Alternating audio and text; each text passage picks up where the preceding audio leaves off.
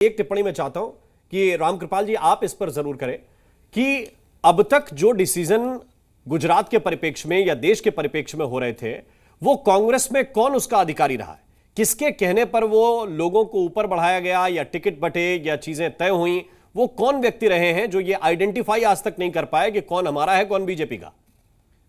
देखिए, आपके इस सवाल का जो जवाब है वो इस देश के 64 करोड़ मतदाता जानते हैं, ये किसी से छिपा हुआ नहीं है।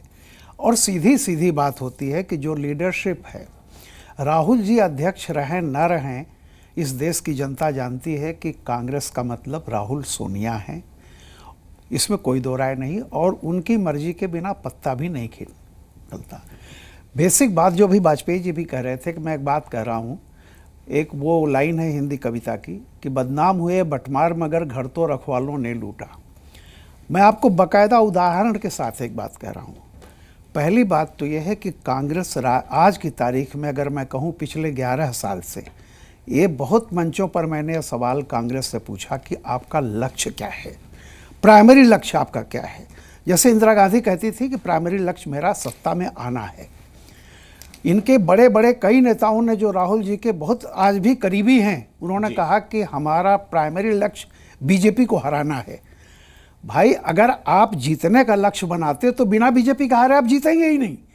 तो आप जीतने का लक्ष्य बनाओगे, उसमें इंप्लाइड होगा कि दूसरा हारेगा। लेकिन जब आप अपनी पार्टी को इसलिए खड़ा करते हैं कि मुझे किसी को हराना है, तो आप ये बताइए, कंफ्यूजन तो टॉप लेवल से शुरू होता है कि अगर वो मान लीजिए वो हार भी जाए तो क्या गारंटी है कि हम यही काम सीपीएम 70 साल से कर रही है। उसको खुद सत्ता में नहीं जाना था, वो केवल किसी को हराने के लिए चुनाव लड़ती है। तो अगर आप सीपीएम की कार्बन कॉपी बनना चाहते हैं तो आप खुद अगर ऊपर से कंफ्यूज रहें तो दूसरा कोई क्या करेगा। मैं एक उदाहरण सिर्फ 2017 का दे रहा हूं। गुजरात में इतने समय से बड़े बड़े नेता थे, लेकिन याद कीजिए 2017 में पूरे टीवी पर सिर्फ 3 लोग दिखाई पड़ते थे, अल्पेश, जिग्नेश और हार्दिक पटेल। बिल्कुल, यह किसका फैसला था? आपने पूरी पार्टी को स्क्रीन से गायब कर दिया और 3 चेहरे के बल पर आप चले थे गुजरात जीतने, जो कभी भी कांग्रेस में नहीं रहे पहले, अल्पेश, जिग्नेश, हार्दिक पटेल। दूसरा उदाहरण मैं दे रहा हूं 2017 का उत्तर प्रदेश का चुनाव, सुन लीजिए। राहुल गांधी जी कह चुके थे कि 2019 में मैं प्रधानमंत्री बन सकता हूं। तो इसका मतलब है कि जाहिर सी बात है कि 2 साल के बाद आप पार्लियामेंट की लड़ाई लड़ने जा रहे थे, लेकिन 2017 में आप अखिलेश से 100 सीटें मांग रहे थे, 400 में 100। अब आप बताइए कि आप क्या मैसेज दे रहे थे अपने कार्यकर्ता को। जिस उत्तर प्रदेश में इतने दिनों तक आपने राज किया, उस उत्तर प्रदेश में आप खुद संदेश दे रहे थे कि हमारी हैसियत 1/4 की है। और आप वही अगर पार्लियामेंट में करते तो 20 सीटों पर लड़ते। आप किसके बूते आप आ रहे थे? सीधी एक बात है, कांग्रेस इंदिरा गांधी के इस चीज से हट गई। ये पॉइंट क्लियर मुझे लग रहा है कि अब निशांत रावल के लिए आसानी हो जाएगी कि सवाल क्या है। सवाल यह है कि हार्दिक पटेल को जिम्मेदारी देने वाले कौन, और हार्दिक पटेल को कौन नहीं रोक पाया कांग्रेस के अंदर।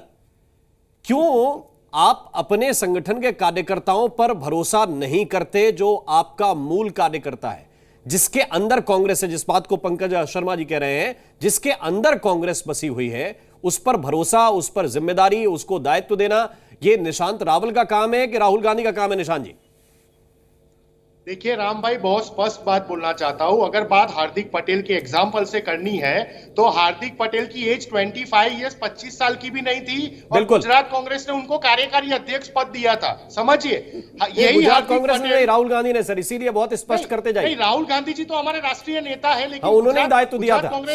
गुजरात कांग्रेस का भी इन्वॉल्वमेंट था ये डिसीजन टेकिंग में। देखिए, एक बात स्पष्ट है, हार्दिक पटेल अपनी जुबानी से मुकर गए। हार्दिक पटेल के ऊपर जो पाटीदार अनामत आंदोलन की वजह से जो केसेस हुए थे, वो डर का माहौल था, वो सह नहीं पाए।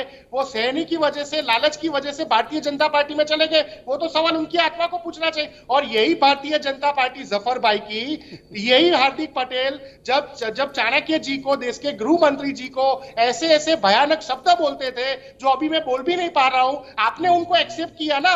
तो आपने उनको एक्सेप्ट किया, तो गलती तो सबसे पहले आपकी थी कि भाई आपने ऐसे इंसान को एक्सेप्ट किया जो आपके दो बड़े राष्ट्रीय लीडर को ऐसी ऐसी गालियां बोल चुके हैं। दूसरी बात, राम भाई, मैं बहुत स्पष्ट बोलना चाहता हूं, ऐसा नहीं है कि गुजरात में 30 साल से एंटी इनकम्बेंसी नहीं है। गुजरात में एंटी इनकम्बेंसी अभी हाई लेवल पे है। आप देखिए, मुझे 30 सेकंड ज्यादा देना, मैं आपको एक चीज बताना चाहता हूं। गुजरात में आज हर रोज 1 से 2 किसान आत्महत्या कर रहे हैं। गुजरात में किसानों के ऊपर कर्जा अब टॉप 10 नहीं, निशांत भाई देखो, आ चुका है। निशांत भाई, ये दुनिया में ये बात समझ लीजिए निशांत भाई, ये दुनिया में कोई भी स्टेट ऐसा नहीं होगा दुनिया में जहां पे सरकार के प्रति लोगों में नाराजगी ना हो। रोजमर्रा में ऐसे 2-4 काम आ जाते हैं, 1-2 घटना ऐसी आ जाती है कि सरकार से सवाल पूछे जाएं। ये दुनिया में हर जगह होता है। उसको विपक्ष का काम है कि वो उसको भुनाए, उस बात को जनता के बीच में लेकर जाए, उनकी आवाज बने।